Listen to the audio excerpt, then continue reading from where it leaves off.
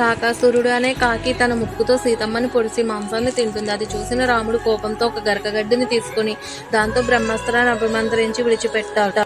అప్పుడు ఆ బ్రహ్మాస్త్రం కాకిని తరుముతూ వెళ్ళింది. ఆ కాకి 3 లోకాలు తిరుగుతూ అందరి దగ్గరకు వెళ్ళింది. కానీ అందరూ రాముడు చంపుతానని అస్త్రప్రయోగం చేస్తే మేము రక్షించలేము, నువ్వు ఇక్కడి నుండి వెళ్ళిపో అన్నారు. ఆ కాకి అన్ని చోట్లకు తిరిగి మళ్ళీ రాముడున్న చోటుకు వచ్చి నమస్కారం చేస్తూ పడిపోయింది. మంత్రంతో అభిమంత్రించిన అస్త్రానికి ఒక మర్యాద ఉంటుంది. వెన్ను చూపించి పారిపోతున్న వాడినే అస్త్రం కొట్టదు, ఎదురు తిరిగి యుద్ధం చేసిన వాడినే కొడుతుంది. కాకాసురుడు ఆ బ్రహ్మాస్త్రానికి వెన్ను చూపించి పారిపోతున్నాడు కనుక అది కాకాసురుడిని సంహరించలేదు. రాముడు ఆ కాకిని చూస్తూ నా దగ్గరకు వచ్చి పడిపోయావు కనుక నువ్వు నన్ను శరణం కోరినట్లు, అందుకని నేను నిన్ను విడిచిపెడుతున్నాను. కానీ ఒకసారి బ్రహ్మాస్త్రం వేసిన తర్వాత ప్రాణాలతో సమానమైనది ఏదైనా ఇచ్చేయాలి, మరి నువ్వు ఏమి ఇస్తావు అని రాముడు కాకాసురుడిని అడిగాడు.